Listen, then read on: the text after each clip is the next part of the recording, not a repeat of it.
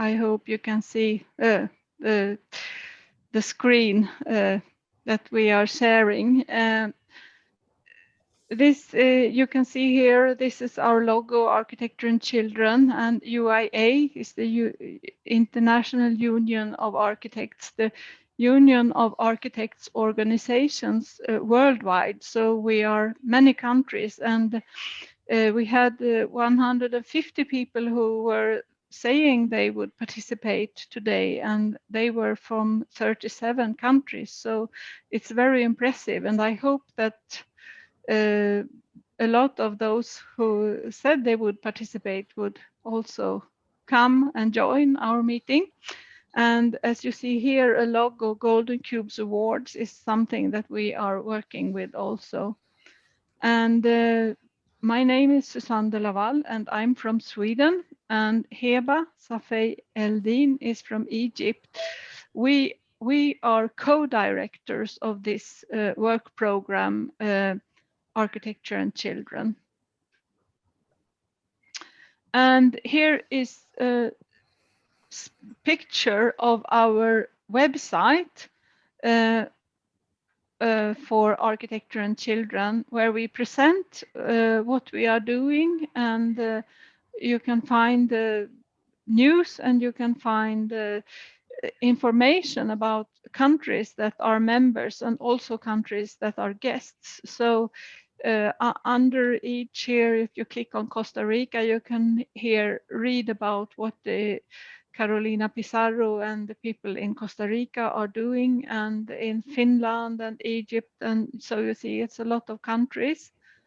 And we also have a Facebook site where you can really see news from all over the world about architecture and children. So I recommend it. We have 2,500 followers on this Facebook page. So we are very happy about that, and we hope that we will have even more followers. In this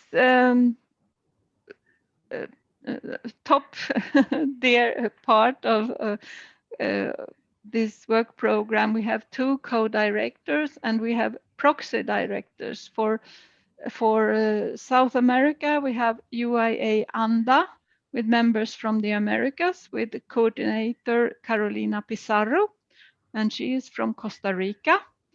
And we have UIA RSHAF, and that means Architecture and Children from Africa.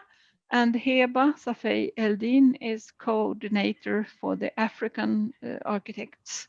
And then we have for Asia, RRC Archas from Asia, and Junko Taguchi from Japan is coordinator of that. And we have a lot of countries that are members and guests. And members, you are officially a member when your architectural organization is a member of UIA, and they nominate you to become a member of this work program. But since not all countries are members of UIA, we have found a way to let even other interested people win. So we have guests, and guests are from a lot of countries, as you can see. And in the practical work for our work program, there is no difference between members and guests, but then being nominated from your own country and your own architecture organization, of course, that's very good, because then they will support you, so you can participate in our meetings and you can have an official status. So we would like you to try to get nominated as fully members, of course, but in our practical work, it doesn't matter if you're a member or a guest.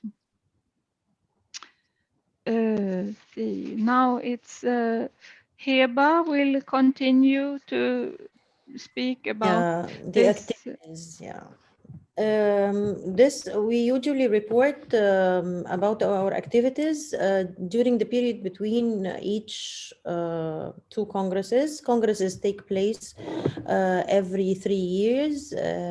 Unfortunately, the our last congress was in Seoul, 2017, and the next one was supposed to be in Rio de Janeiro in 2020, but it is postponed, as you know, all due to the COVID-19, and it will take place in July in Rio de Janeiro, but majorly virtual or online, with some contributions from our Brazilian members.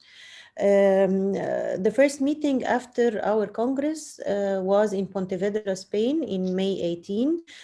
There was the Ludantia Biennale. It was the first Ludantia Biennale, and most of our members have represented the works of their countries, and we represented the work program and joined the exhibition. Our friends from Pontevedra have prepared an interesting video about the Golden Cubes Award. This Biennale also had prizes, and our work program members have been awarded prizes. Our Costa Rican friend and our Spanish members were celebrated during the Biennale, and we had a publication with papers from the work program members.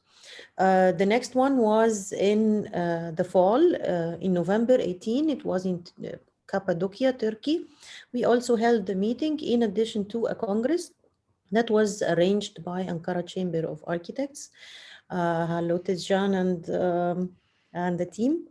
And also our work program members had the opportunity to give lectures and to represent what do countries do for the built environment education and the status with the authorities and everything.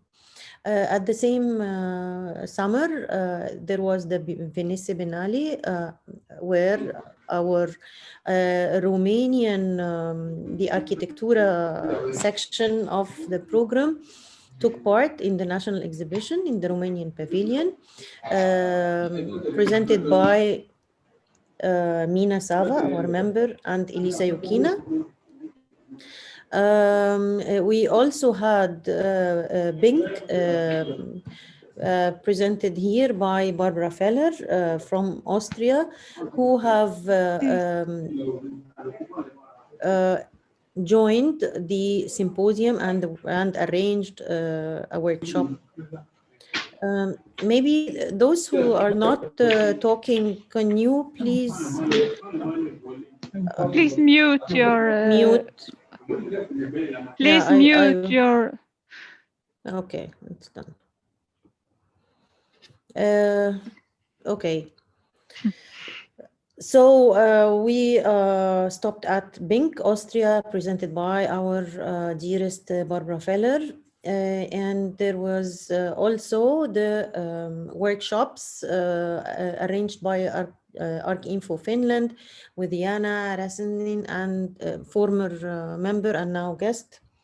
And her name will appear again in other activities of the work program. In the spring 2019, our member from Budapest, Krisztina, invited us for a meeting there. The meeting was accompanied by a conference entitled International Child and Architecture Conference, Experience Sharing. It was arranged by the university and the Hungarian Architects Association. And there the Golden Cubes were launched in there for the first time. And we also had the chance to give lectures about what happens in our different countries. Then Jana again invited us to the meeting in Helsinki in November, in the fall of 2019. And alongside there was also the conference arranged by Archi, entitled Creating the Future. This is the third conference in a row that has to do with workshops and lectures related to built environment education and architecture for children. Then we were stopped from the physical meetings, and we switched to the online and virtual meetings on the Zoom. We had arranged for our jury meeting in Paris, spring 20. However, we couldn't do it because of the coronavirus, and it was postponed for next April, and it will take place virtually. During that time also, we managed, headed by Eva and a team, thank you Eva for that, to have the approval of the UIA for our charter for built environment education, and it is on its way to be signed by the UNESCO. However, it's already signed by ACE, and we are working a lot to get signatures from other international architectural institutions as well. This is a happy image from our last physical meeting in Helsinki in the fall 19, where you can see all the people from all over the world with different skin tones and age groups, and as happy as can be to hold such a fruitful and successful meeting with decisions about the jury members and how to work next with this large number of members and so on. Then here is very brief on our charter. Of course, Eva is here, but however, I will just give a brief, and Eva will hold a special webinar to discuss the charter in details. As mentioned, it's already approved by the UIA and on its way to be signed by UNESCO. However, it's already approved and signed by ACE, and we are working on signing it with other important international organizations and institutions. Currently, the charter is being translated to several languages, and we are working on translating it to the maximum we can, and it will be of course published on it's already published on the UIA website, but we are seeking and hoping that all the translations will also be published officially on the UIA website, of course, in addition to our formal website. The aims of the charter is basically to highlight the awareness of the networking of built environment education for school children and young people, and it gives the authorities a higher awareness and understanding of what is built environment education and its practices. The charter is composed of four main pivots.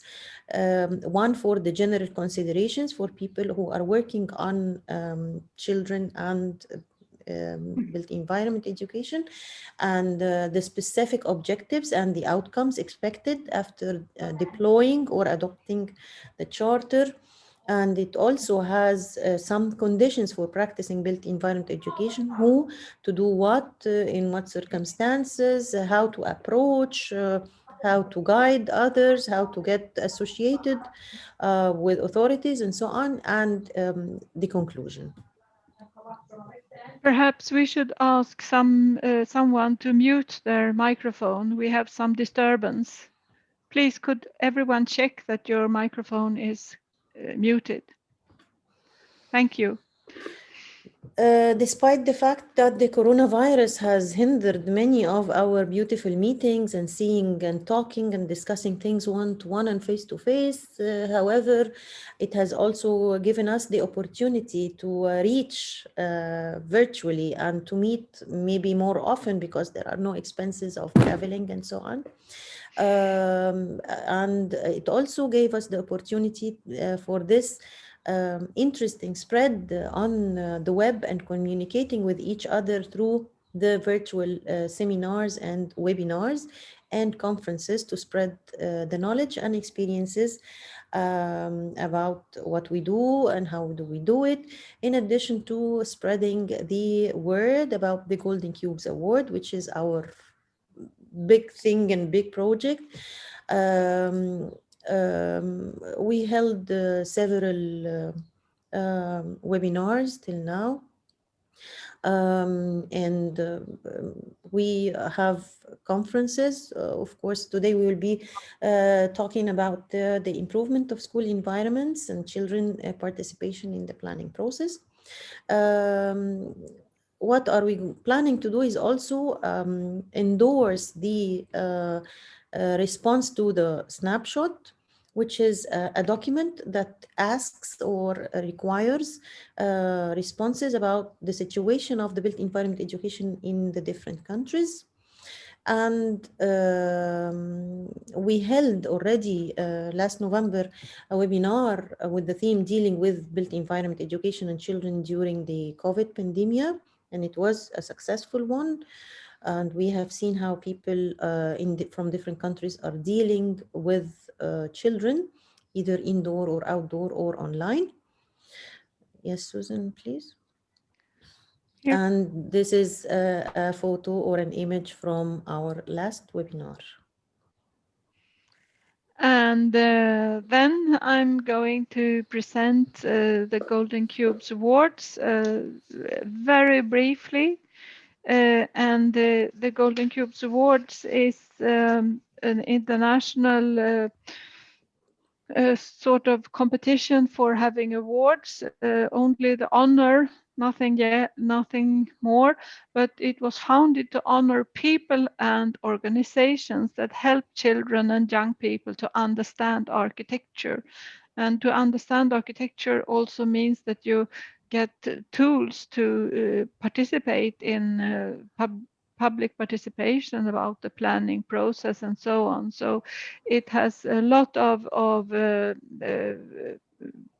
consequences if you learn about architecture. So we have found 4 categories for Golden Cubes Awards. It's schools, institutions, that could be museums or other national institutions, and then we have written media, and we have audio visual media. So those 4 categories will have 1 award each. And we will do in April this year, we will do the jury for the 4th round of Golden Cubes Awards. How we manage the Golden Cubes Awards is that we have first a national nomination process where the different so could everyone mute their microphones, please? We have a national nomination process in all countries that want to participate, and the countries can nominate 1 entry in each category. And of course, each country can celebrate their nominees before we have the award ceremony for the international awards. After the national nomination process, we have the international award process with an international jury who decides which projects will be awarded finally. And we had 2011, 2014, and 2017. That's corresponding with the congresses of the UIA. So we have the award ceremony in the respective congress every 3rd year. It should have been 2020, but due to COVID, we will do it 2021 instead. And so we will be in a great hurry for the next round, which will be 2023 in Copenhagen. So we had a total number of entries during all those years, 563 entries, and it reached about 647,000 children, all those entries, when we tried to make a summary of what we have, how many people we have reached during those years. And the 2021, we will have reached perhaps up to 1 million or something. I don't really, we haven't done that summarizing yet. Here you can see 18 countries participated, and we had 50 nominated entries. And 2014 we had 18 countries and 46 nominated, and 2017 we had 23 countries and 51 nominated entries. And now we have 30 countries and we have I think around 60 nominated entries. So the jury work is growing bigger and bigger. And here is the award winner, award category, written media, and it's France who was the winner. And here is how we want the different entries to look like. They have to follow a given layout, and they have to write team members, age group of children, number of children participating, and country, and so on. And they have a part for free expression to explain what it was. And then they have this part with pictures and illustrations. So this is the document that the jury will look at and judge. And here is the jury's comment on why this was very interesting. So that's also a job for the jury to formulate why did you like it, and why how this was a great educational tool, and so on. And here you can see some pictures taken from the presentation. You know, this was some paper. It was written printed media, and it was some paper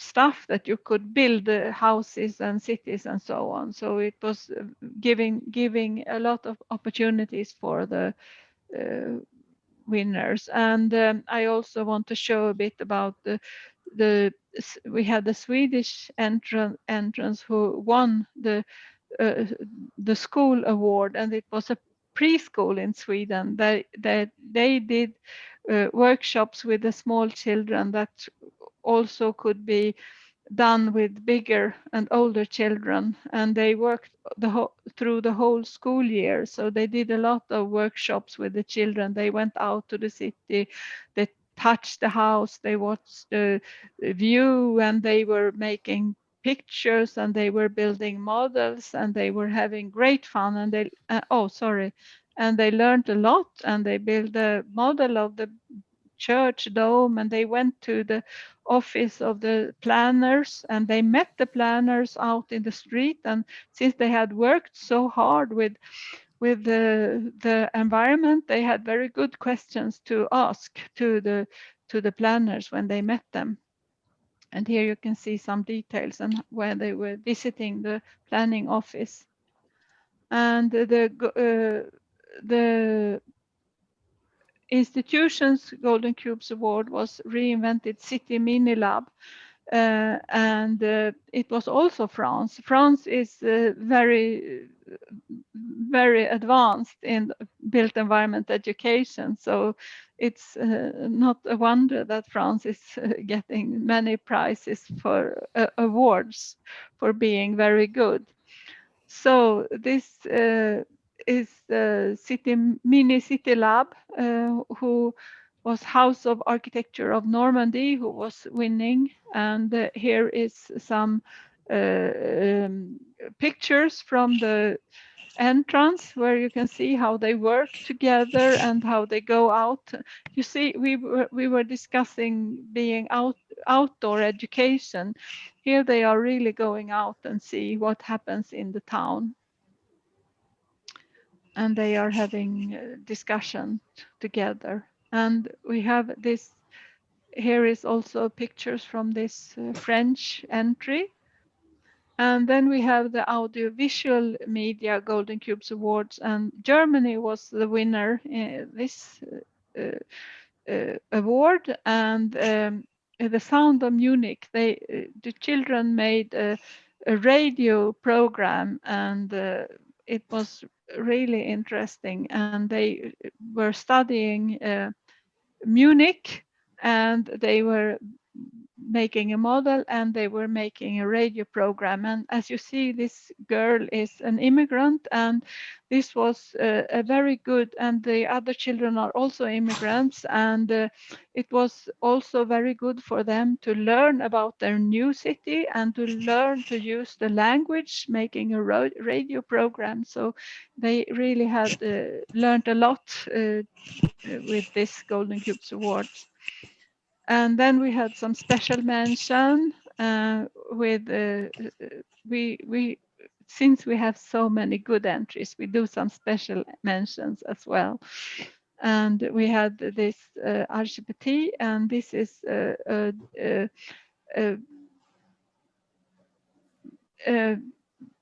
art platform, a blog scene, where you can use your mobile phone to look at the art and to do this kind of game. And then we have also a special mention from Britain Media, and that was Egypt, who was the winner. And this was an emotional handmade project, the handmade book. And here you can see they had a lot of workshops with children. And here is architecture students sitting with this handmade book, and they made the book together, and then they could sit and read. And I think very much about Egyptian architecture heritage, I think is a sort of focus of this publication. And then we also have this film that we have. This is, you can reach it from our website, and you can see all entries will be shown in this film. I won't, it won't start here, but it's in YouTube. Do you want me to start it? Do you want me? Yes, I stop sharing and you can start it, and so we can show it, of course. Okay. Let me share my screen.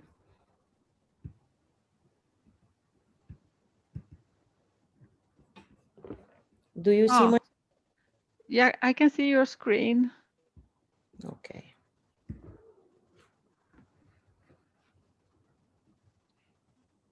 And at the Congress in Rio, we will have sort of similar presentation for the exhibition, but with a 2020 presentation and not 2017.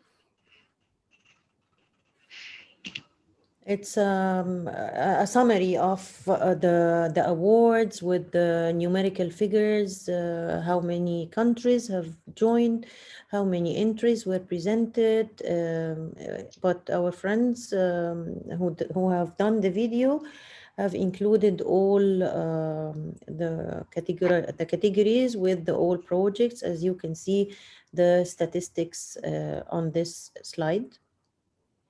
With a review of the jury members and their positions. And then it's a compilation of the projects. So this is the Germany. Winning project, yeah, from Germany. The audiovisual media.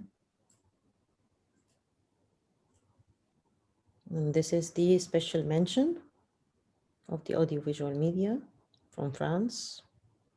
And those were the other entries from all over the world. This one from Bulgaria, Croatia, Hong Kong.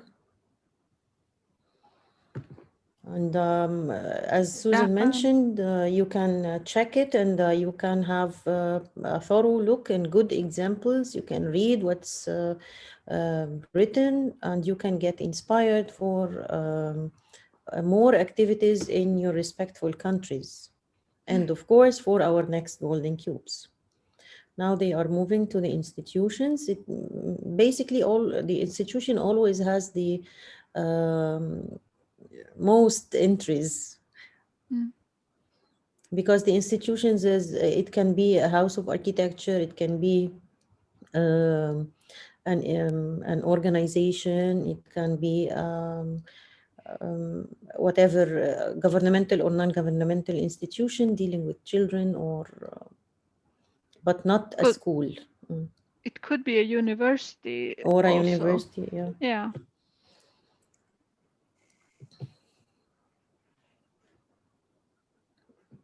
The good things about the projects, they, some of them, especially the winning one from the House of Normandy, it responds to the topic that Angela suggested that we have in our next webinar. It relates to children and participation in the built environment development. It was a special urban design case. And also you can see many examples of another topic that was suggested, the outdoor learning. And Yeah. there was no corona that time, and all the experiences have shown that outdoor learning is not only much more interesting, but more beneficial in tackling the different aspects and different learning intelligences and learning types of the children and youth. Normally, the schools category is the next after institutions, the next in number. Here you The recognize the Swedish the entry was winner, yeah. award win. Yeah. And this is Benin. From afterwards, Benin became a member in the work program. This one is from Bulgaria, and here is from Finland. And then France again. Germany again. So you can find that Greece, there are certain countries that are extremely advanced in the built environment education, and you can also lay hands on emerging stars in the discipline. So we invite all the countries to become emerging stars through the Golden Mm. Cubes and through the membership in the work program, and of course, the change of experience that happens through our meetings and webinars. And this is the last category. That's the written media. France again. Do you recognize the France?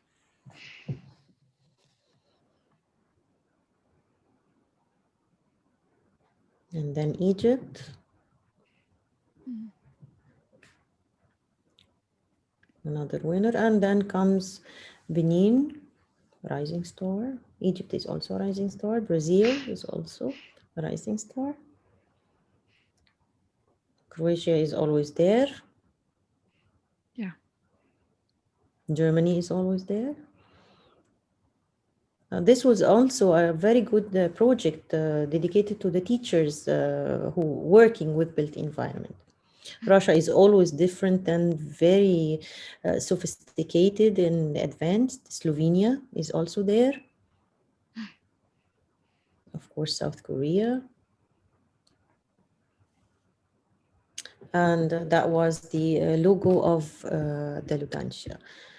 So now I stop sharing my screen, and we proceed So with our webinar.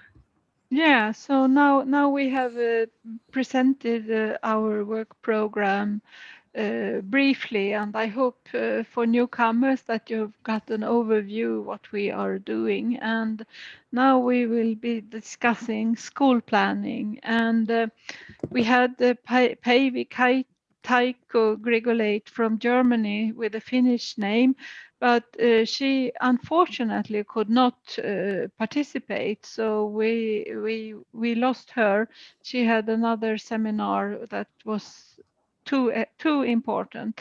So the next is Krisztina Somogyi from Hungary. We ask you, Krisztina, are you here now? Krisztina?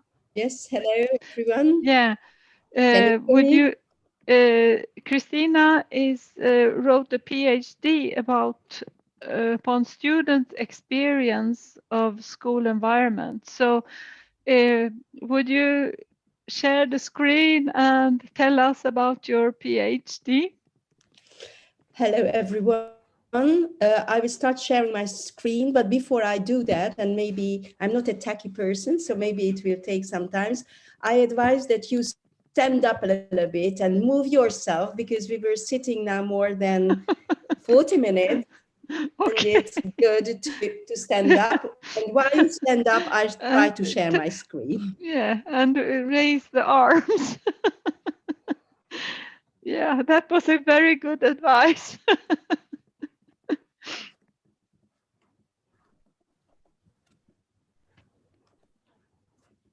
Can you hear me? Yes, Yes. and I can see something very white. Okay, white. Yes, I see no Normally it picture. should be black. Can't you Yeah, see I can like see that? no picture. Mm-hmm. Sharing. Mm-hmm.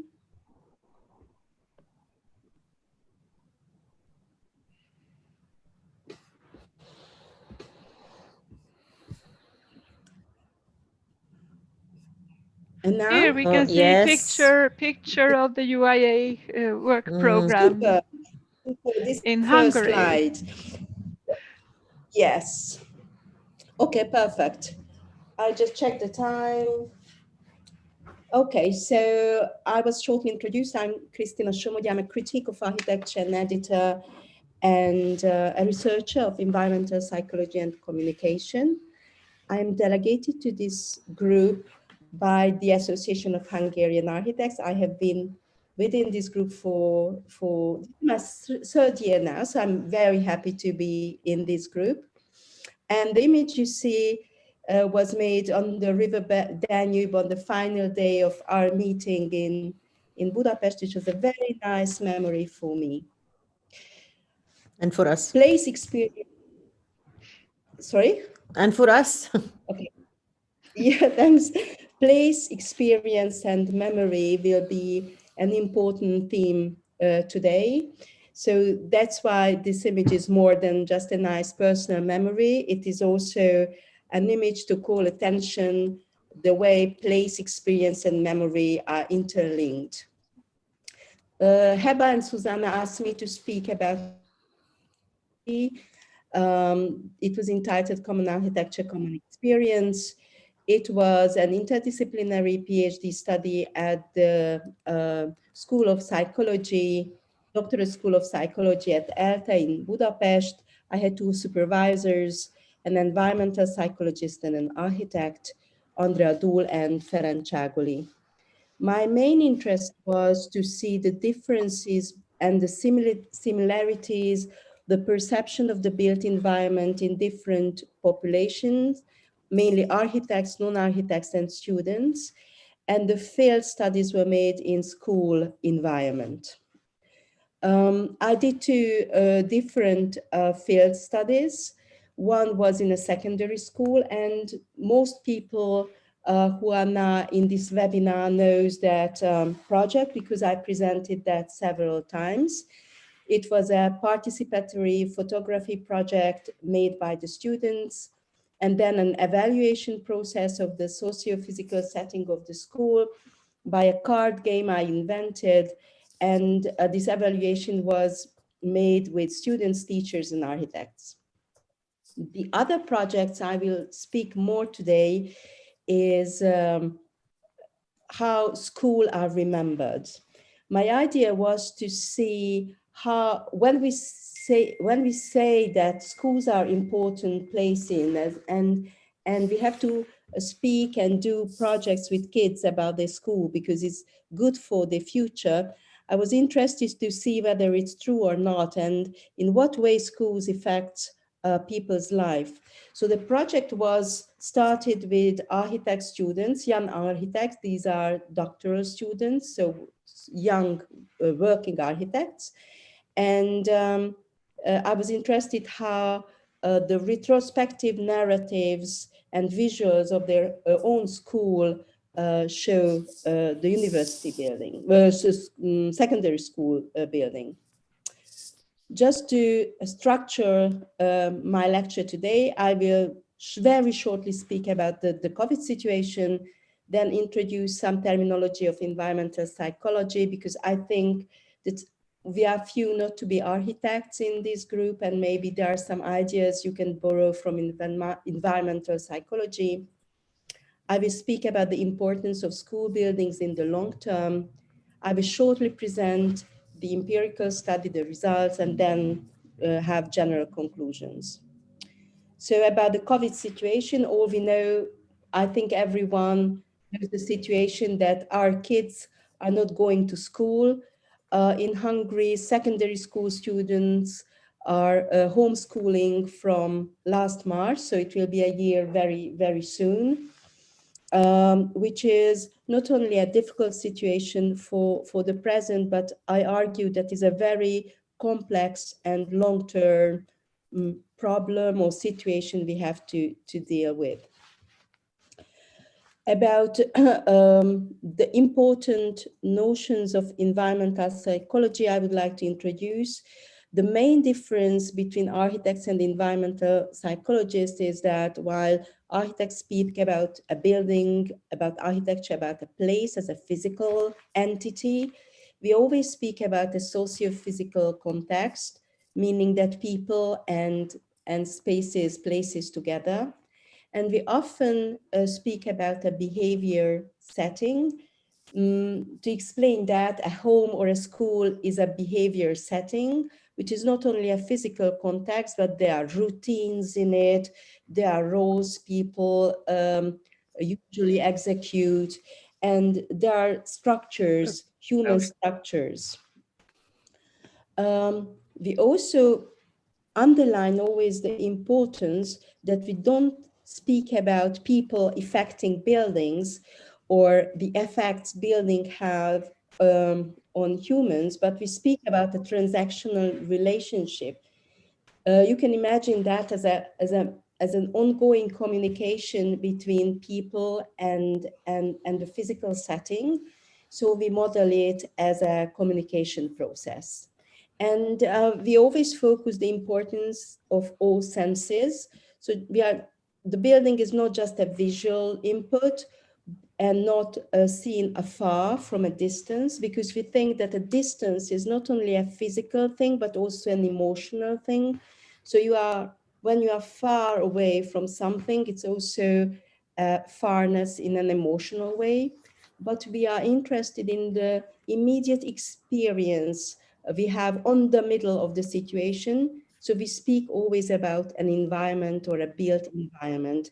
And we always underline the importance of experiences, attitudes, emotions, and memories. I just choose two images to project the difference between these viewpoints. You see the main facade of the secondary school, one of the location of my project. And this is a typical architectural view. This is a prestigious building seen from a distance, so as we can see all the structure.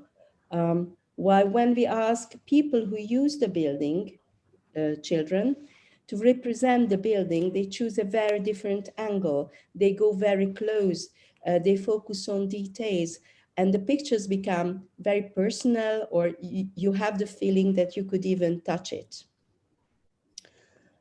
Why schools, and what is the importance of school in the long term? We always speak about school, or tend to speak about school as an institution when you go to learn. So we speak about explicit learning, but school is also a place of implicit learning. With the 4 images here, I represent different aspects of the school. The first is the classroom. Usually you listen to the teacher do different tasks. This is the more general learning in a school. Of course, you learn different skills. Sport is one evident skill, but you have also art, and in many schools now we have B. But in the school, you experience and learn a lot of other things. For example, you learn about society, learn about community. With the plan of the first floor of this school, I would like to represent the idea that a school is situated within society. It is a kind of structure. It tells a lot how a society works. So for us, a school is not only a learning, an explicit learning or a disciplined learning institution, but we also have an emotional bound, what we call in environmental psychology, a place attachment to school, because we go there a lot and there are a lot of experience attached to that place. It is also a location, an important location in the socialization of a person. Through the years you go to school, you learn the values of a society. There are a lot of complex meanings embedded in the building itself. It tells how important a school is, for example, in a society or your community or learning or kids. A fancy school or a well-placed school in the middle of a city suggests that it's an important place. Amazingly, kids understand that what is important is well represented. What is not important is somewhere in the back. Also, the time when kids go to school is the time when their identity is formed. So it's an important location of the development of person. Place identity is a subcategory of the identity of the self. When people say that I went to that university or that secondary school, or I started my life in that neighborhood, it means that you describe yourself through places. And also, if you remember an important period of your life, of your childhood, you always mention memorable places, and schools are memorable places. So I argue that when we study school buildings, we study people. We try to understand them, how they work, how society works, their identity. We understand the development of children, the values, and plus, of course, architecture. So that's why I underline the importance of B, because it's much larger than understanding architecture or the built environment. It helps understanding who we are. Now, shortly about my empirical study. It was a very important task, very simple. I asked architects to show 5 pictures about their own secondary school and shortly present it in 5 minutes. Well, it seems to be an easy job to do, and my students are very disciplined ones. They know what 5 picture means, and they know what 5 minutes means. But it turned out that they started to speak about their school for 20, 30 minutes, and they brought with them a lot of images. It was a long story. Every school is a long story. And interestingly enough, even architects stopped presenting school building as we would present any other building, for example, another school. It stops being an architectural piece. It becomes a location of experience. So instead of spatial dramaturgy, they start to locate experiences and they tell their own story. What is this story and what do we learn from architects' presentation? First of all, school building, the territory of the school building is much larger than the building itself.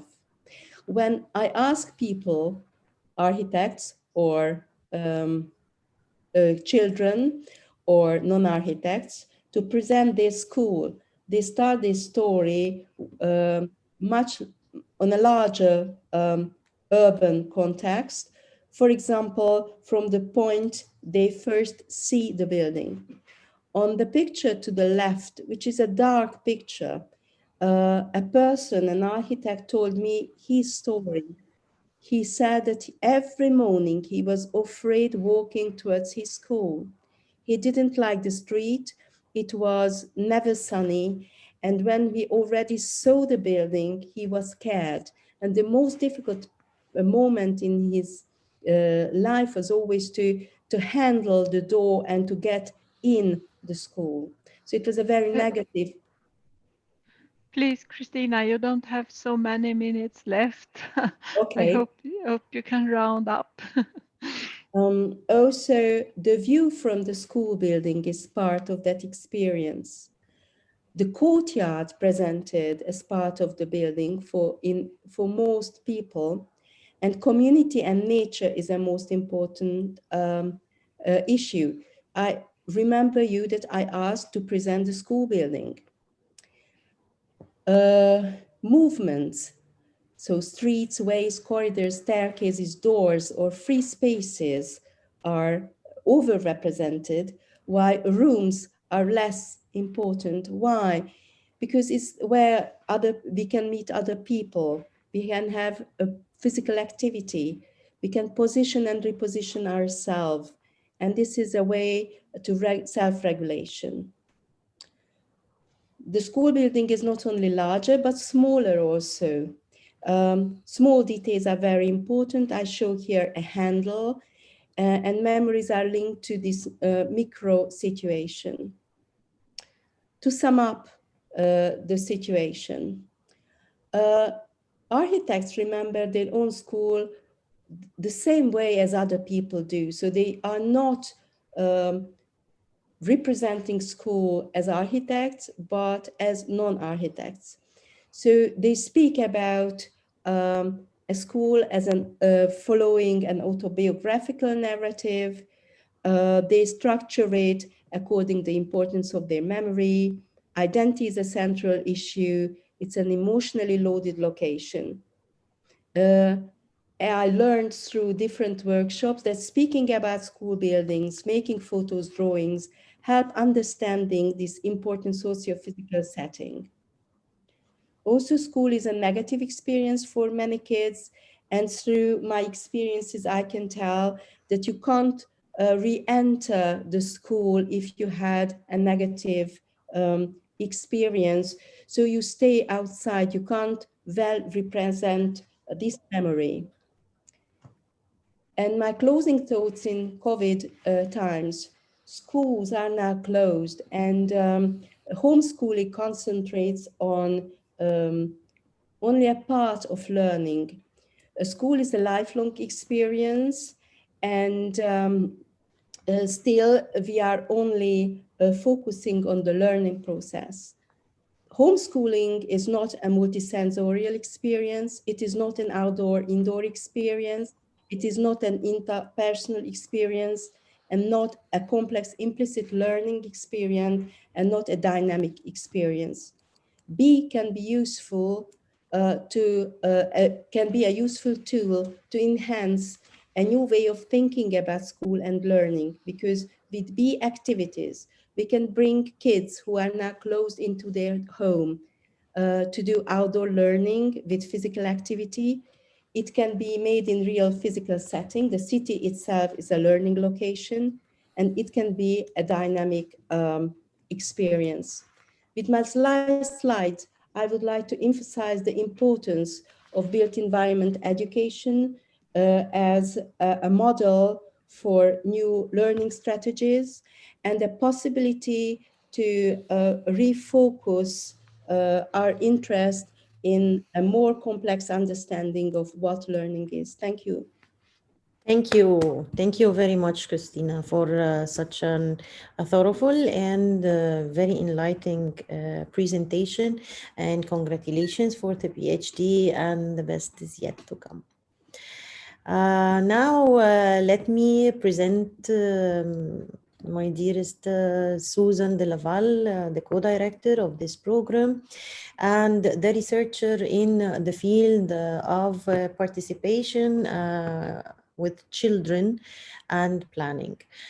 Susan will present us the topic evaluation of school environment with school children and teachers together. A walk through evaluation. Please, Susan, go ahead. Okay, thank you very much. I will start my presentation now. I hope you can see the screen. Yes. I've last year, before the COVID and everything, I did a practice-oriented multidisciplinary post-occupancy evaluation together with two pedagogues from University of Gävle. So I was architect and they were two pedagogues, and we did walkthrough evaluation in 9 schools. Here, this is University of Gävle, and this is my company where I work, and this is the finance organization called IFOS, and we studied. We did the post-occupancy evaluation, and we did walkthrough tours in 9 schools, and this is a holistic and indicative method, and we were studying architecture and education.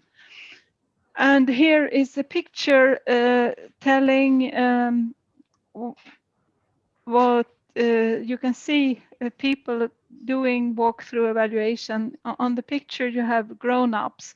I do this with mixed groups of teachers and school planners, architects, and maintenance people. I want a mix of people so they can have a very good dialogue. And as you see, they are writing a protocol when they do the walk, and they have 3 questions to answer on each stop, and it's what's good about this place, what is bad about this place, and how should it be improved. So it's very simple. They just write some words, and then we come together and have a group discussion, and pros and cons are discussed, and sometimes someone has written something and they hear the others and they, oh well, I changed my mind, they say, even though when they wrote their own impression, they can have some more understanding of the architecture from the group discussion. And I usually recommend only 5 to 8 stops. So the walk will take 1 hour and the discussion will take 1 hour or something. I do tape record the discussion. So I have that as a documentation, and I take their notations as well. In this project, we had 9 schools in 4 municipalities.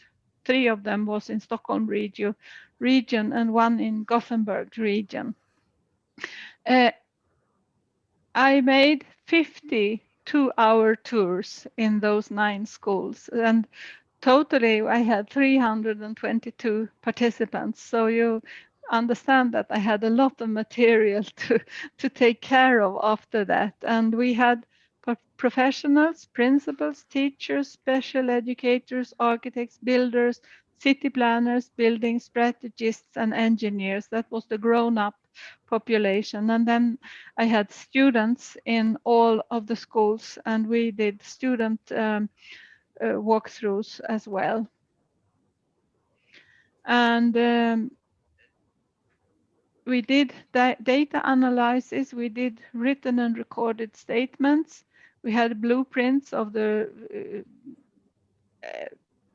drawings of the schools, and we made a thematic analysis.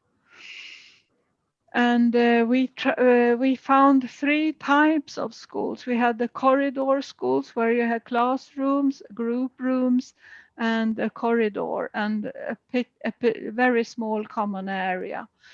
This is the traditional old-fashioned schools.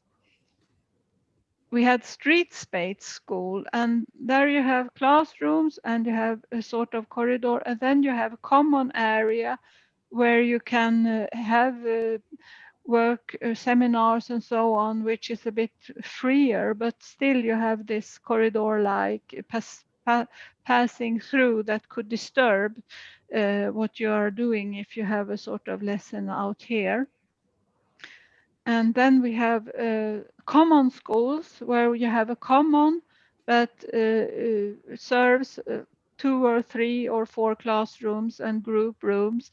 And this is an area that is not disturbed by anyone else. You only have this kind of short sort of corridor. So we liked this very much when we did the analyze. We could see that this kind of making a homestead in a part of a school was what we think is very good. And this is very, in Sweden, this is a very modern way of planning school environment today. And the main themes in our analyze is flexibility. We could judge what kind of flexibility we had, and the sizing is very important. We had very big schools with 1,000 or 2,000 students, or we had small schools with 300 students. Very different, especially the use of the schoolyard was extremely different, of course. And the children had a lot of things to tell us how they use the schoolyard and how they use the classroom. Ownership is something that makes you like, I mean, Kristina's lecture before about all this environmental psychology, the ownership of architecture and of the school and of the environment where you work. It's a very important matter on architecture. And another thing that is could be a very big problem is acoustics. When children are going in a corridor, they make, even if they don't say anything, they make a lot of noise, and the environment is hard. You could not talk to each other when you have all this sound around. And furniture, of course, also very important, and the visual environment. And this picture is from a room for children with neuropsychiatric diagnosis. So they had in this school, they had a special classroom for a very small group where everything was arranged for them so they could have a calm and a good environment to work with. Here is another picture from the children. They are doing the walkthrough, and this is a very special school, very modern and different from other schools. So they had group rooms with glass walls, and the children are sitting here writing what they think about this room. And they quite liked this room, and the teacher liked it because the teacher could sit out without disturbing the children and see what they were doing. So but the glass walls, they were quite fragile, so some of them were broken and so on. They were not the glass was broken, but the opening and closing function was not so perfect. And this is something that all children like very much, to have these gradients that you could climb up and sit in the corner, and you can sit there and work, and you can do group work. And if you have a lesson, your teacher can stand here, and you can have a full class in a very small area. So this was also something that the children liked this very much. We had a lot of this kind of gradients in a lot of the schools. And we looked at the schoolyard, and this is the same school as with the glass walls. They had a schoolyard full of activities, and we had a lot of comments from the children about what they like the schoolyard. And here is an extended corridor with a very nice possibility to sit. And this was a place that both the teachers and the school children loved to sit there and see what happened. And you could sit there and read, or you can just rest or have a cup of coffee or something. And there is a European network called DRAPES, and they have designed research and practice in educational spaces. So if you're interested, I can help you to have contact with this research group, and you can really learn a lot about school environment and what research that we have in Europe and in the world. I think that's the international cooperation is more and more important in this subject.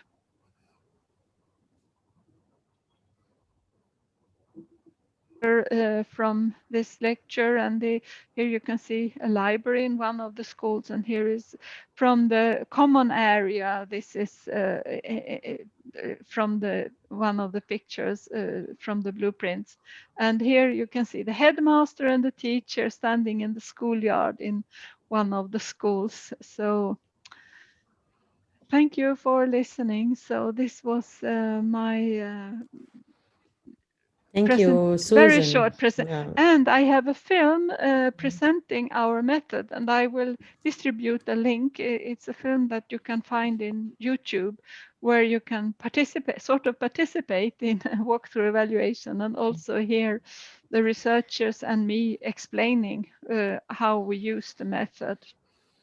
Thank you. Thank you very much, Susan. And please, everyone, document your questions or topics or points of discussion, either on a sheet or in the chat, so we can come to the discussion after the presentations.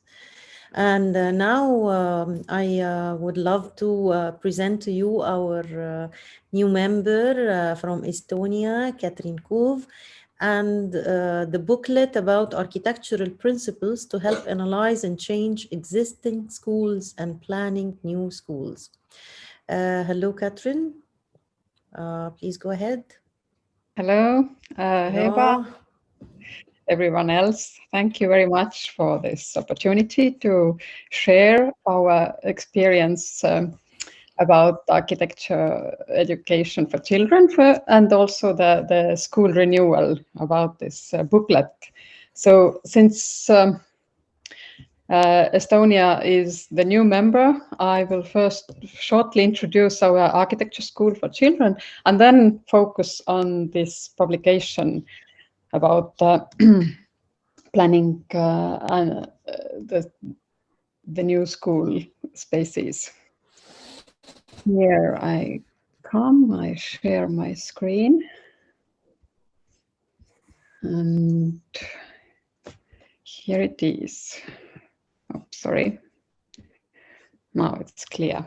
Do you see it? Yes. Yeah, thank you. So I represent here both Estonian Association of Architects and Architecture School. And first of all, I want to introduce Architecture School, which is established and run by practicing architects. And last year we reached our 10th season, and it has been grown and very active for 10 years now. It is based in Tallinn, but also in Tartu and Rae, so in 3 locations, and it's for children from the age 7 to 19. We meet them weekly, and these meetings consist of all sorts of workshops, discussions, model makings, drawing, study trips and meeting with different architects, studying city planning and different models, and building a lot of them by themselves. So, and also we try to go out as much as possible to study the urban space in different locations, also exploring the winter landscapes. And in summertime, we organize summer camps for building huts for boys and girls. This is such a lovely practical opportunity to build themselves. And the most information is gathered in our website, which is seen here, where we have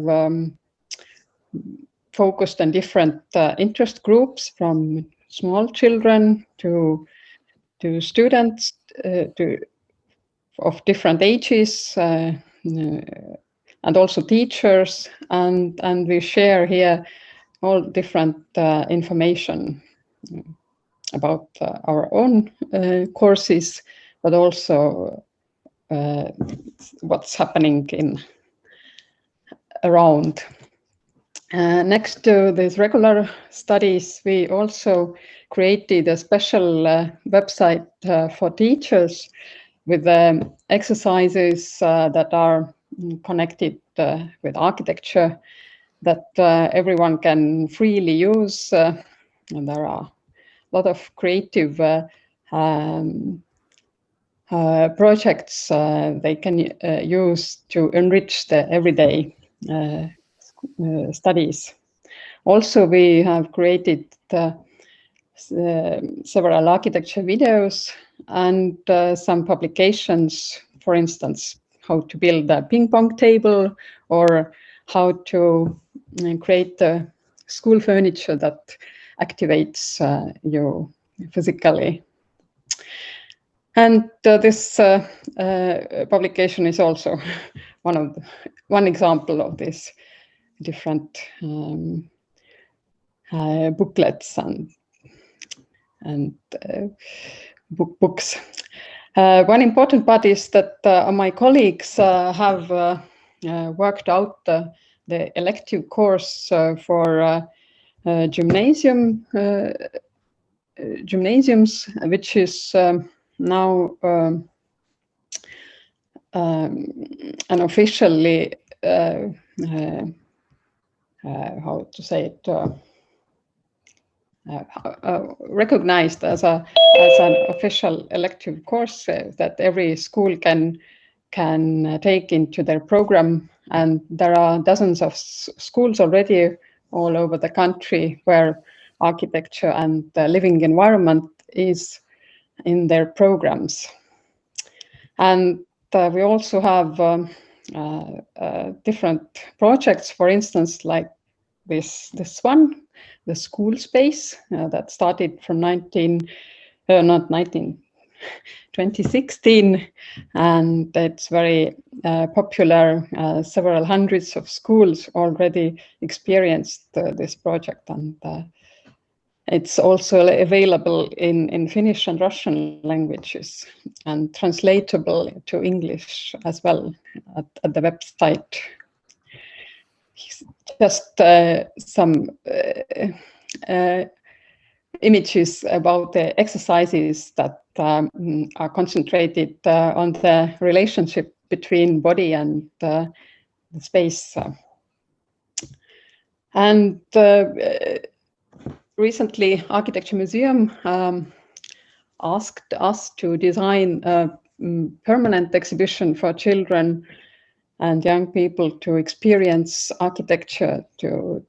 That exhibition was opened in 2019, and it's also, although during pandemic it's less visited, but still very popular.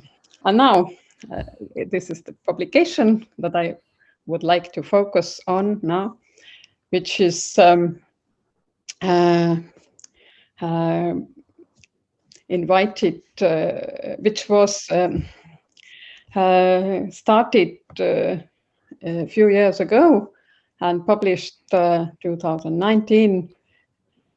And the reason is that already for 10 years there is going on the educational reform in the country that includes both new programs and new methods of learning and teaching, and also new infrastructure.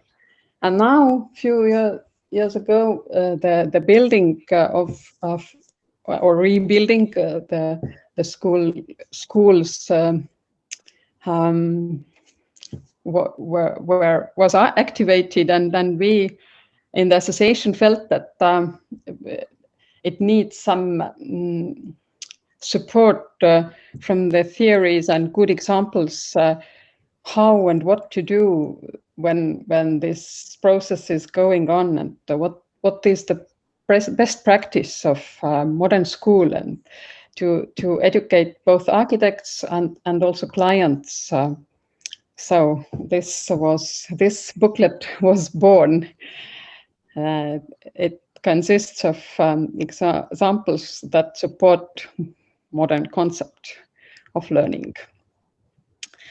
And we relied on one hand on the national curriculum, the general education, that the learning environment is understood as the combination of the mental, social, and physical environment. And also, since we work together with researchers and the Ministry of Education, we really wanted that this book is standing on strong foundation. So we work together with psychologists and other researchers, and one principle that is going through the book is that the physical environment of the school can take into account the child's basic psychological needs: autonomy, competence, and connectedness. So all the places and spaces inside and outside the school should support the development of each child. And here are bits and pieces of this booklet, starting with the essays and articles about the meaning of learning, the background of it, then going on the research of the physical education people. They included all sorts of different studies and surveys, and also quotations from children, which are very lovely. And then the other part of it is these guidelines, step by step, towards the better learning environment.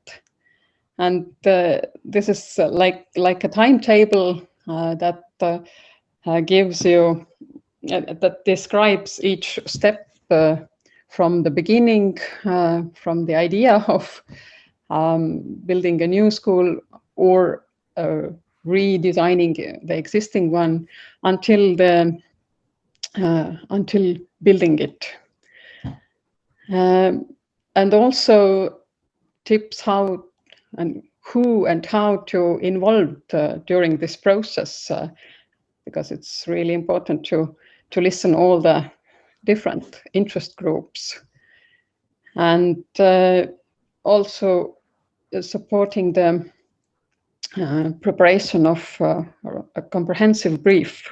So, and during it, describing the site, how to analyze the site, what is important, accessibility, mobility, availability, etc. and also what means the school as a social space and the mental space where learning takes place in everywhere, not just in the classroom, but also in cellar, for instance, or outdoors. So there are different examples. Also, the school is a physical space that frames all the different activities and give an identity to the school.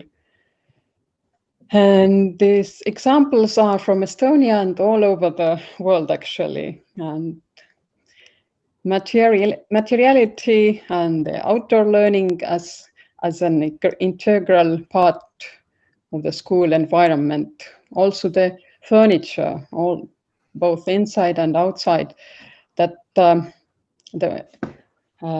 doesn't tell you exactly how to use it, but rather encouraging to use it creatively.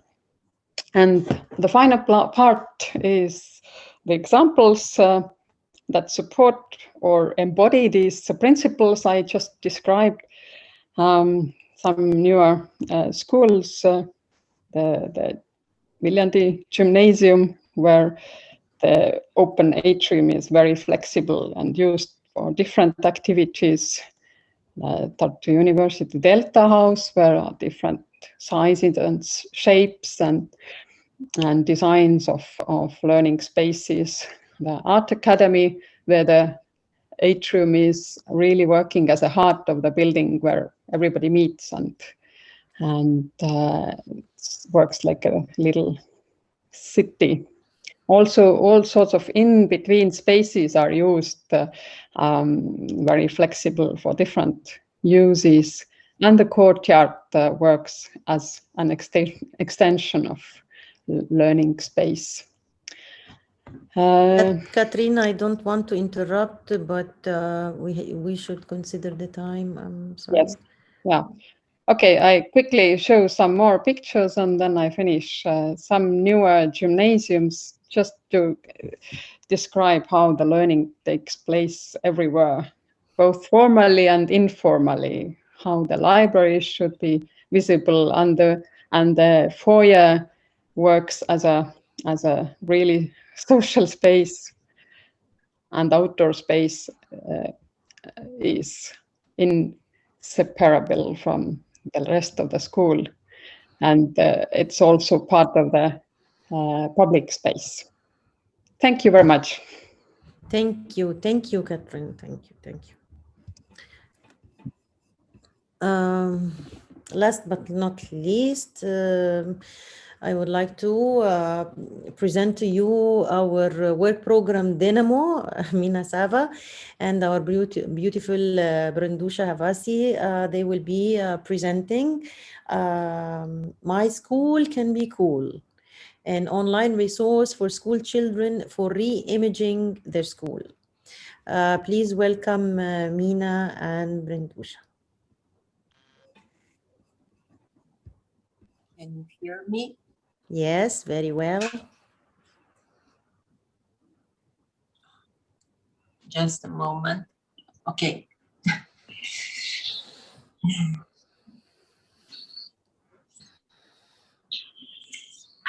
Okay, thank you for inviting us. Hello, everybody. I would like to present our project. It's a project we developed 5 years ago, but only this year we started to put it on a digital look.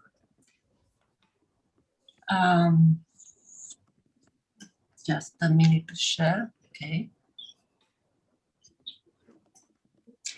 It's called My School Can Be Cool because some of our students, when we started the project, choose this name for the project. And because it's a project made for kids, but also for teachers and for architects, we decided to put this name in English to be more attractive to children and also to intrigue them to look into the project. I will make a very quick overview of our organization. We are from Romania, also in Europe, like all the other projects.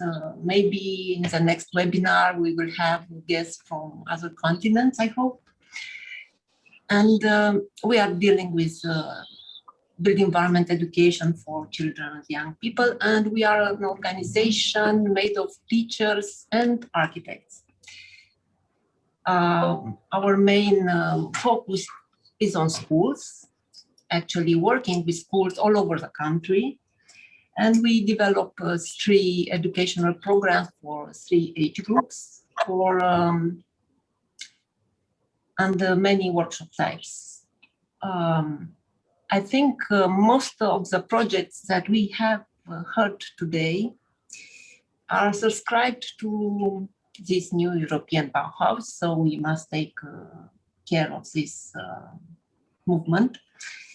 And we also, most of our projects, and I think the group projects, are part of the UN Sustainable Development Goals. So maybe in our next meetings, we will try to tackle these issues to be more present in their communications. But today we are talking about our beloved project because we invest a lot of energy in it. Also intellectual energy and physical energy. We started it in 2015. And every year we work with kids in different schools to make them reimagine a place where they can feel the community of the school, where they can be together. Because they have a very difficult task that they have to make a project that will have a great impact on the school's social life. They can have as many users as possible. They also have a very low budget and they have to fit in that low budget. The implementation effort must be low, but with a great effect. And it should have the capacity to become an example for other schools and also to involve them in making the project. And I would like to ask Brindusa, who was my colleague in all this beautiful adventure from 2015 with this project, and to describe it a little bit more in detail. Please, Brindusa. Do you hear me? Yes, Brindusa. Okay, thank you. So we have here project-based learning. We try to involve school children and high school children in a participatory process of design thinking to better a space in their school, in their community. Next slide, please.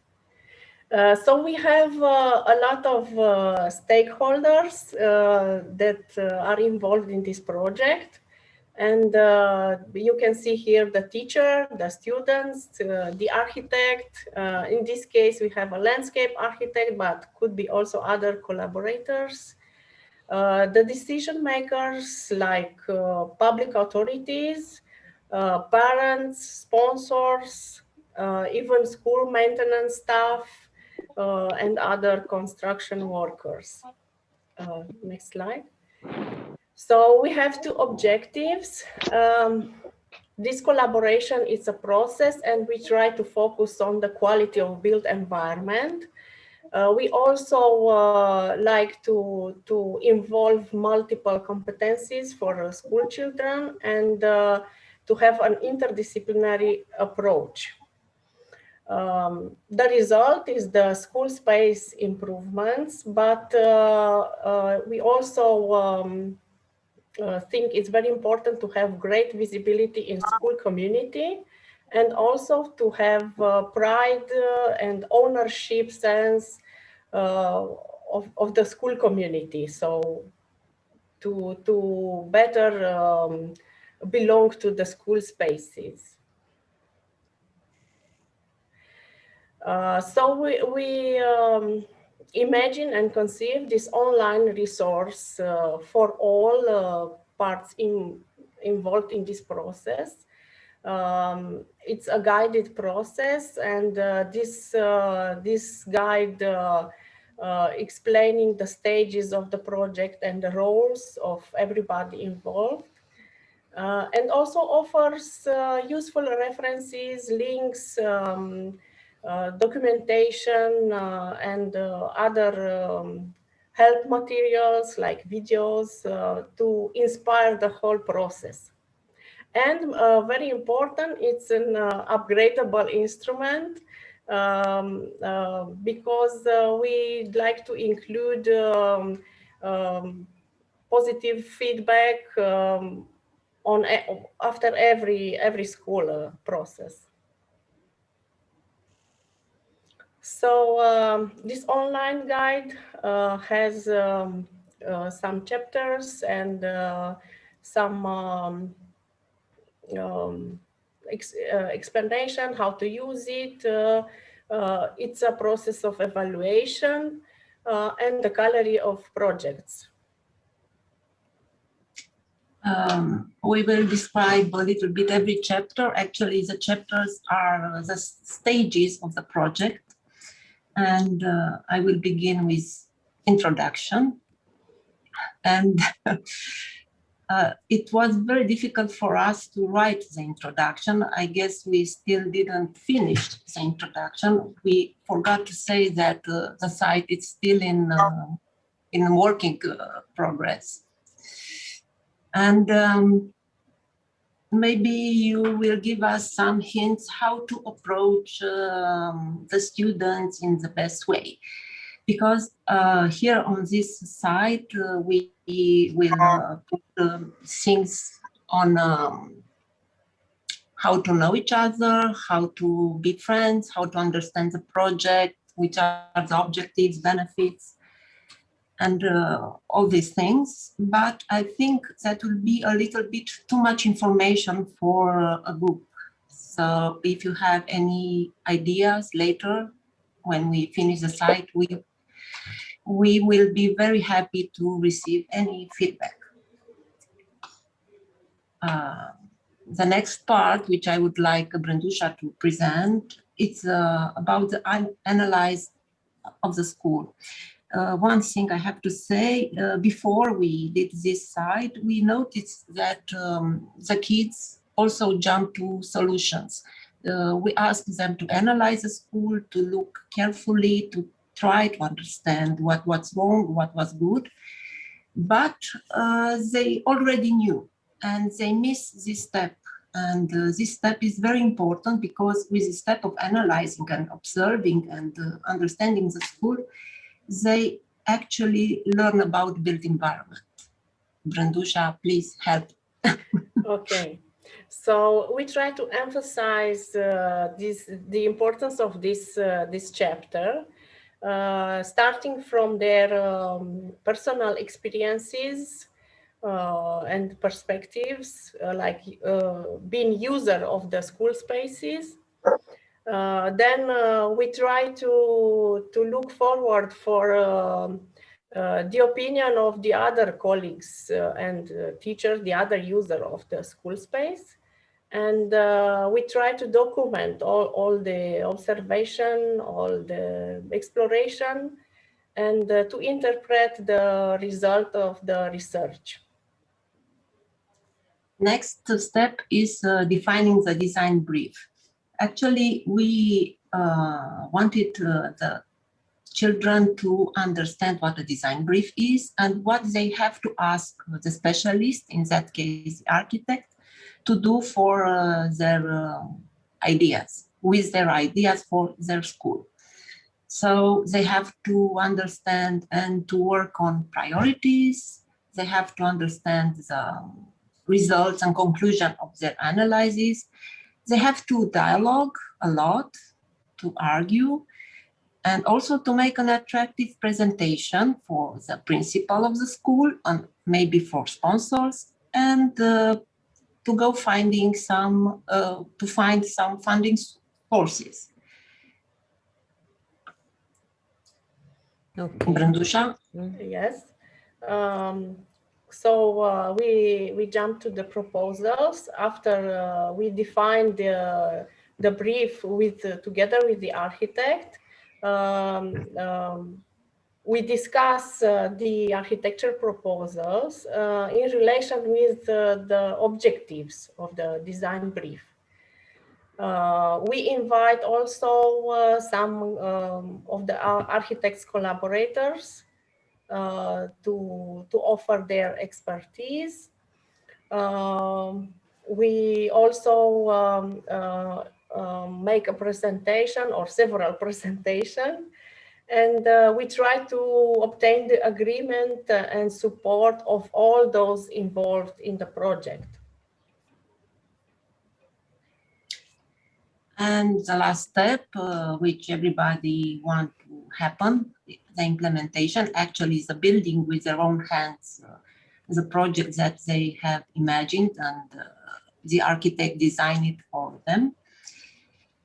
It's a very challenging part of the project because they have to acquire new skills, like management skills, like making a calendar of activities, drawing a budget, making some teams organization, also to measure, draw, paint, or assemble parts, or even purchase some materials from the shop.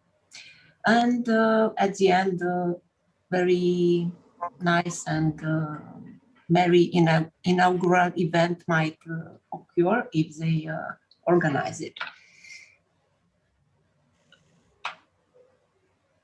And that's the map of the lesson. Brindusa, please. I think we are running out of time. Yes, yes. Yes. Shortly. In 2 minutes we finish. Yes. Thank you. So this is an example of a lesson with the objectives, the activity scenario, and necessary materials. In the right side, we also have resources, video, slideshows, questionnaires, links. And the next stage, in fact, it's not a stage. This is an evaluation that happens in different stages of the project. And it involves also the student and the teacher. They have the same evaluation sheet, and they will see what they thought that they have learned, and the teacher what he thinks about the pupil. They will see in real time. And we want to evaluate also competencies integration, but we also want the children to be aware that learning is a process, and they can follow their own progress in the learning. Okay. We thank you very much. And Thank you. Thank you. We also want to launch this invitation for everybody to help us to improve this online resource. Because it will be also in English after it's finished. So everybody is invited to contribute on it. Okay, I have to go out. I don't know how. Heba. Thank you. Thank you. You Thank just you. stop sharing screen. Maybe Okay, I try. Anyways, it's a very beautiful image to stay on. Okay, but I don't know how to stop it. Please help. Up in Look at the top. you can see stop sharing, a red dot up in the top of the screen. Actually, Mina, it concludes the everything. objective of this webinar, so it's okay. I would like to comment. I was very impressed that you had this evaluation part of from the presentation, because usually people don't do the evaluation. So I think that was really good. being a researcher, I'm very happy about that. Yeah, yeah. Mina was always concerned about the scientific evaluation of what we do. And now she has paved the way ahead of many things to come that will come in the questions. Now for the discussion, we in the beginning, we had a question to Krisztina from Julia Morlaki. She was asking Krisztina if she considered finding architects that were homeschooled in non-COVID times to contrast what they might say about their own education and schools. So Krisztina, that was a question from Julia. If you have a response. We are doing now a study on home office, and we are very much interested in the results. It was based on a Facebook gathering of information. It was just a game. Everyone could post his home office situation. And in 3 months' time, there were more than 3,000 images uploaded. And a group of environmental psychologists and architects, we try to analyze what happens when we work from home, when school is from home, how the home is affected, how school and the workplace is changed through the fact that we are in our flat. And what we see now, that this is not home officing what we are doing, but we call it COVID officing. Yeah. Not something we choose, but it's something that is obligatory. And depending of the size of the family and depending on the size of the flat, it is difficult to adapt to the situation. So that's what concerns this present day situation, about how homeschooling in the long term would be a possibility. As it happens in our group, there are like a webinar is a nice thing that we can meet more often, and there are things we can do together. But in a way, we miss the personal contact, and we miss a lot. And it seems that for children, it's even more difficult because they are very much focused on meeting each other, on the physical appearance of the body, of touching each other, knowing better each other. So I think on a long term, we could reconsider learning partly being digital, but not school. I think is an important location. Of course. Thank you, Krisztina, and we look forward to seeing this study. However, Julia's question was, when you mentioned that you have investigated with a number of architects, asking them to describe their schools. Her question was, did you try to find other architects that were homeschooled when they were young? There were no homeschooling when we were young. Okay, thank you. And please consider a presentation for the home office or the COVID officing thing. Is there any other questions to Krisztina from the audience, or we move to Susan? Okay, Susan, I have a question, and it's related to the scientific approach to your study. You have done a lot of touring and a lot of investigation with people from all ages, from the children to the parents to the, and the questions were a little, not a little, they were subjective. I mean, they were not, or they were, in other words, they were qualitative. I'm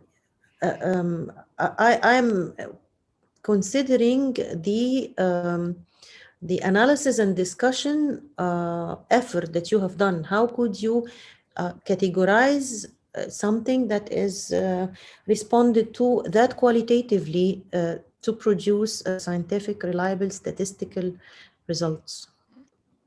Well, I have taped recording of every discussion and what everyone was saying, and so I wrote down everything that people have been saying, and we sorted it place by place. So if you were in the canteen, you had all kind of what is good in the canteen. You sorted all the good things in the canteen and all the bad things in the canteen, and then suggestions to make it better. So Yes. it was sort of sorted, and I when the children said things, I wrote the text in green, and when the grown-ups were saying something, it was in black, so we could see differences between children. And then we had a thick amount of papers. I mean, you printed it all out, and we had to read it all, and then you could see what did you think about the canteens in this school and in this school and in this school. You could read that and see what tendencies we could see in the qualitative material. And I think we had a 3-day seminar where we were in a conference center, 3 persons, and we were discussing for 3 days, and we were taking notes, and we were sorting our impressions of what people had been thinking. So we did I think we did a quite proper analysis of what experience we had, and had a lot of photos. As you could see in my presentations, the photos are not beautiful architecture photos. It's sort of work photos, how it looks in real life.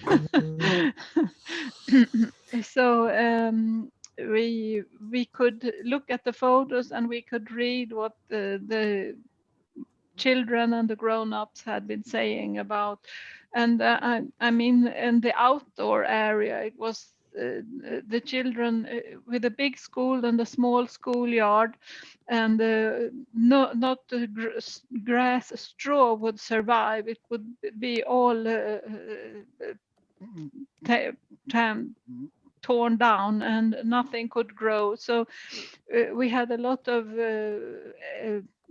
experience like that. What happens when there are so many children or too many children in the same spot? So we could see a lot of problems that we are lifting to school authorities.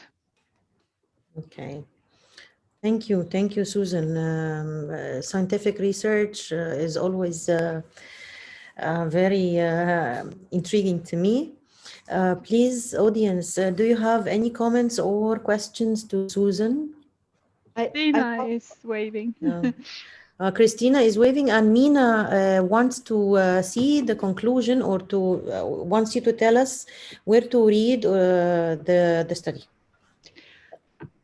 And my question is that the same as Heba's, that how did you categorize all the notes you made? Because this is a tricky point. Do you categorize them as negative or problematic and positive, or how, or around activities or around emotions? So how do you categorize all the notes you take? The children and the participants, they categorize positive and negatives themselves, what is good and what is bad, and so they did that categorization. And then you can see, I mean, it depends on how deep you want to dig in the material, of course, but sort of unfortunately we had a very strong brief from the one who paid us, that they wanted a very short report. So we had to be very strict on the big tendencies. And so we the material is very thick, and you could dig more in it, but we found and we point out the big tendencies in the material. And I'm sorry to say the report is only in Swedish, and we have this film with English subtitles, so you can see the film and understand. And I will distribute the link so you can see the film. It takes 10 minutes, so it's a lot of research presented in 10 minutes. Thank you, Susan. Now we move to Katrin. Katrin has showed us quite interesting practices in Estonia, and we really congratulate you for that. Does any of the audience have comments or questions for Katrin? Thank you very much for the kind words. And in this commentary, I saw already questions when it comes in English. Yes, yes. And Mina also has something to ask you. We need it, huh? Because it's more of a guidelines, Katrin. So.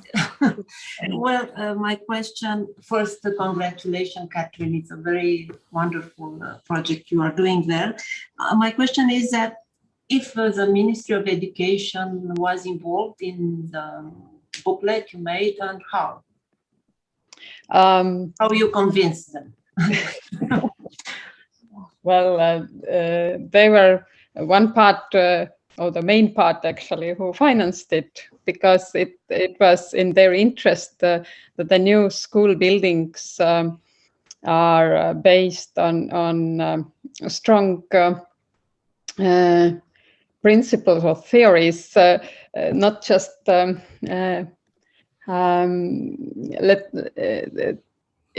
instead of the chaotic situation that a lot of new buildings have been built without any idea of the content. What does it mean? What the new learning methods actually are? So the whole thing was new, and we felt that each part of this process should be a little bit more aware of what a contemporary school means. So yeah, and since the state is one of the parties who builds actually the new gymnasium buildings, we have the system now that local governments are responsible for the basic studies, and the gymnasium level is the state responsibility. So the state looks around where and what can be reconstructed, the existing buildings, I mean, and where the new buildings are needed. The fact is that the most of the schools in Estonia are in Soviet time. There's typical school buildings that are familiar for all the countries, I guess. There's modernist buildings with a system of long corridors and classes next to it, but the new school means that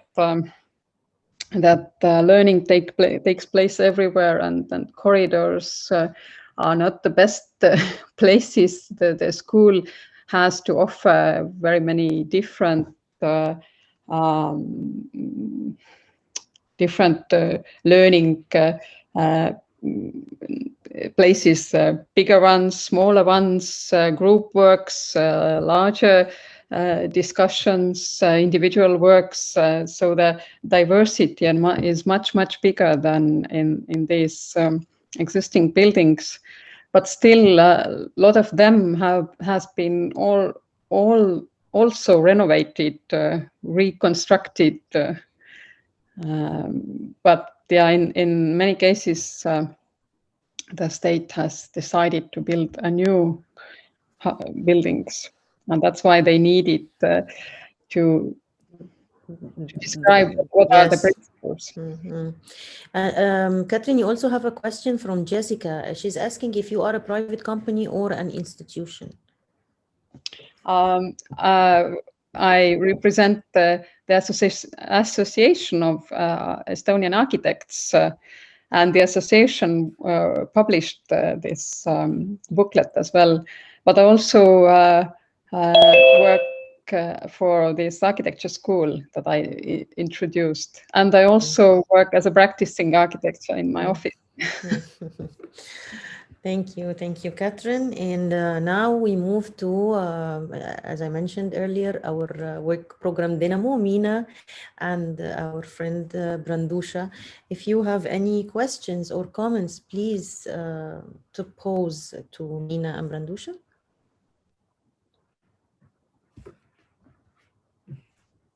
Okay, I have one. Mina, again, research oriented. Did you do a comparative analysis or intend to do a comparative analysis between the before and after in the same school, and for example, with respect to the children's learning or developmental skills or whatever? Unfortunately not, only in an informal way, let's say, not in a structured way, because we didn't have time and better say people to do this, but we would like to do it. Our feedback from the past classes was that they were taking care of the things that they have done before. So that was a good point. Something happened. Brindusa, want to add something more? No. But we are thinking about this. Yeah. I think we don't have yet, but we think about this. Yes, or even if it can be proposed as a thesis or a postgraduate research, or at least a school research, because it will make a hell of a difference if the results are documented, the before and after students' performance. I think it would encourage many schools to go the same way and to get to your guidelines and to your source and use it, and not only in Romania but worldwide. Actually, that's why we put evaluation. You remind me. We do an evaluation in the middle of the project to see what students understand about built environment. And we have an evaluation at the end of the learning phase. And there is a third evaluation after they finish their project. And we would like to see their development and also what happens after. So maybe in 2 years we will have something to say. Yeah, it's a long-term research. Research, yes. It needs probably some more observation from you or from the researcher regarding the students' performance, and maybe some developed structured questionnaires with the teachers on the children's or before and after. It's a great project, and it's a long-term research. Okay, you have also a question from Marwa Al-Asa from Egypt, and she has a question about the Sustainable Development Goals and how they are achieved, and how are they involved with the goals in the schools. How do you involve the goals in your project with the schools?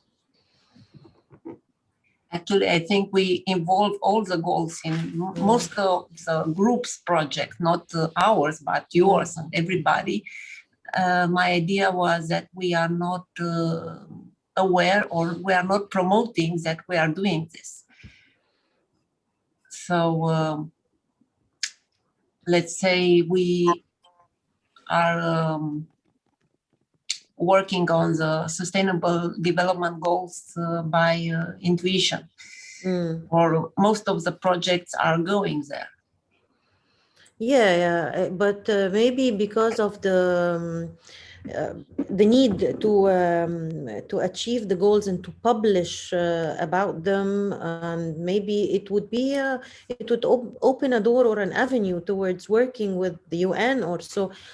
Maybe in a slide you put this matrix of goals and if you put a matrix of goals, which is quite funny to do this, you will check almost. Yeah, it's evident, yeah, but yes, it's evident. Yeah. I like to say something to Katrin. Your guidelines for school buildings, I would like to put you in contact with Boverket in Sweden, because they are now writing guidelines for school planning in Sweden. And I think you should meet them and present this guideline, even though it's in Estonian, because they need this kind of input, I think.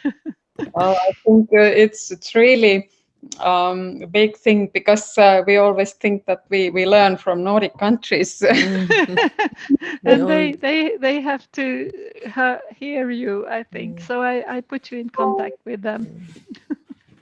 I would like to do it. Thank you. Yeah. Mina, you have one more question from Jessica, and she congratulates you for the project, and she asks, how many schools have you reached so far and how it is financed? We in the first year we worked with 5 schools as a pilot project. Then we accept more schools, but we realized that we couldn't handle the project, so we put a stop to 5 schools with this type of projects. And now I think there are almost 30 schools that have done the project till now. But only this, because we work with other schools on different types of projects, and we have almost 100 schools per year, more or less. And we are financed partly by the Chamber of Architects and partly from other sources, sponsorships or private sources. But our biggest part of financing is from the Romanian Chamber of Architects. Okay. Romanian Order of Architects actually is the correct name. Okay. So we're 9 minutes behind, and does any of the audience has any question, comment to the presenters of the webinar, or a general question to the work program before we conclude and end the session?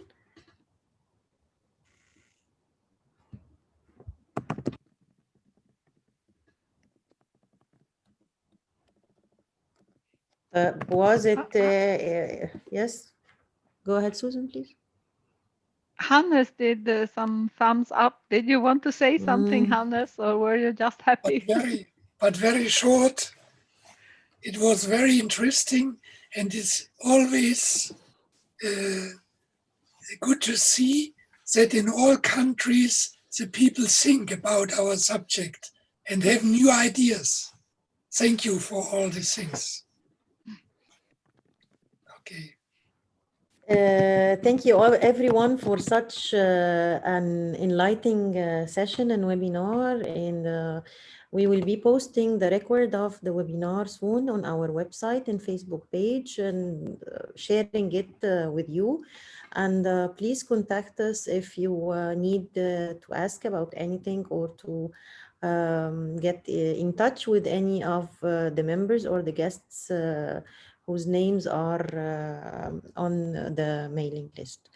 Thank you, and see you in May in another webinar related to one of the topics we have reached at and suggested today, the participation, the outdoor learning, B, gender, race, and class, and heritage, because architecture for children and heritage for children is now a crucial issue in many of countries, especially that the developing and developed ones.